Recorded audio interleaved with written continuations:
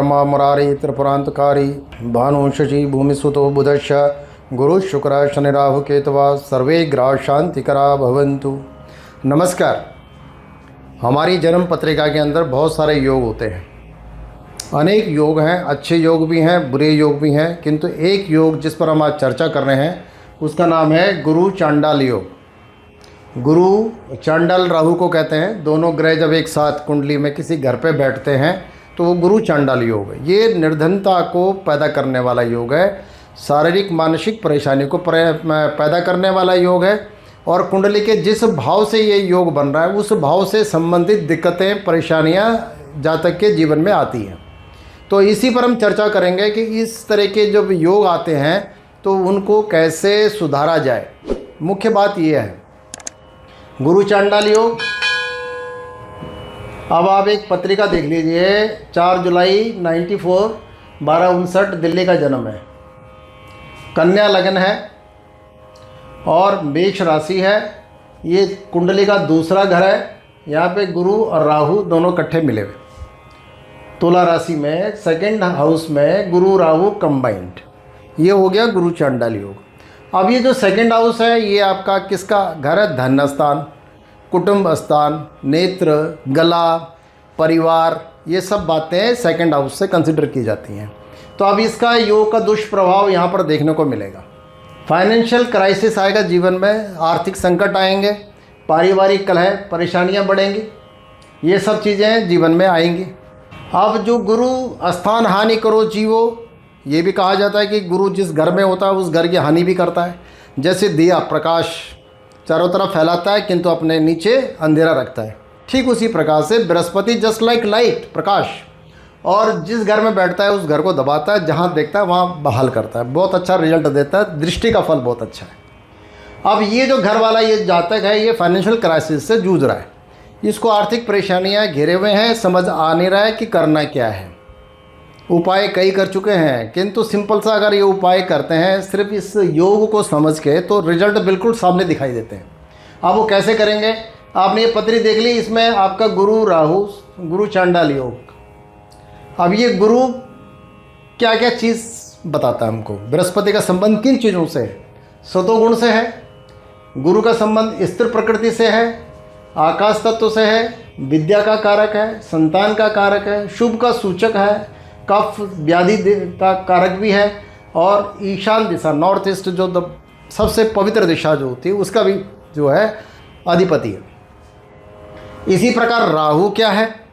राहु तमोगुण का प्रतीक है, चर प्रकृति है, मूवमेंट, छाया, शैडो प्लेनेट है, दुख का कारक है, शत्रु का कारक है, क्रूर ग्रह है, स्वभाव में क्रूरता, और वायु तत्व प्रधान है, दक्षिण दिशा का स्वामी है।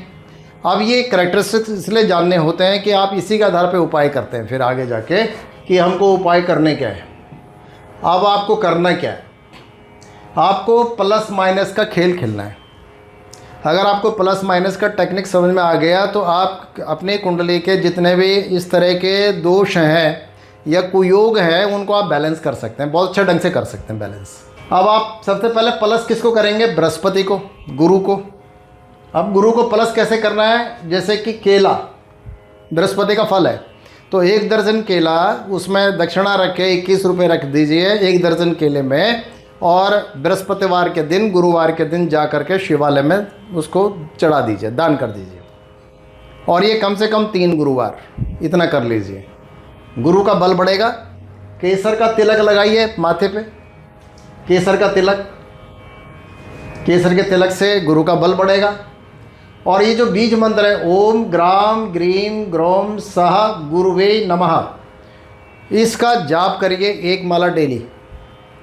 आप 1 से अधिक कर सकते हैं, 3 माला भी कर सकते हैं, 3 माला आप करिए। और पीला वस्त्र आप हमेशा तो पहन नहीं सकते हैं, पर एक पीला रुमाल आप अपनी जेब में रख लीजिए।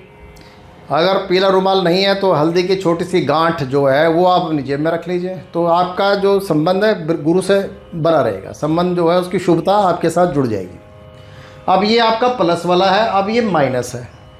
अब माइनस में हमको करना क्या है? माइनस मतलब राहु को माइनस करना है, नॉन कोऑपरेटिव मूवमेंट चलाना राहु के साथ। आप राहु की अगर चीज़ों को वजूद नहीं देंगे, उसको महत्व तो नहीं देंगे, तो ख़त्म होगी कहानी। राहु आपको कुछ नहीं कर पाएगा। क्या करना है, पहले तो नॉन वेज, मीट मच्छी अंडा ये सब बंद कर दीजिए। मीट मच्छी अंडा जितना भी तामसिक भोजन है वो उसका कारक ही राहु है। काला कपड़ा अवॉइड करिए पहनने से। अगर आपकी ड्रेस है, वकीलों की ड्रेस होती है, वो एक मजबूरी है, अन्यथा आपकी अगर इच्छा पर निर्भर करता है तो काला मत पहनिए। बासी भोजन जितना भी एक सनराइज़ से दूसरे सनराइज़ को जो पार कर जाता है भोजन, वो बासी माना जाता है, तो उस बासी भोजन को छोड़ दीजिए, उसमें भी राहु का वास है। कांच के बर्तनों का प्रयोग, कांच के बर्तन में गिलास का प्रयोग जिसमें चाय वगैरह पीते हैं, पानी पीते हैं, तो आप छोड़ दीजिए उसको।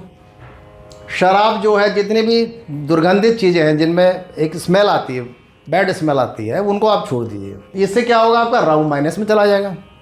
तो राहु माइनस में गया।